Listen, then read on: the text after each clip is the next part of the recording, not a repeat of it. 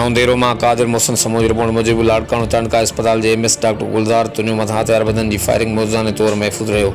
Police वाक़े वारे हंध पहुंची मुख्तलिफ रुखन का जांच शुरू कर छी है, जडें त पुलिस एमएस का वाक़े बाबत तफ़सील मालूम कया।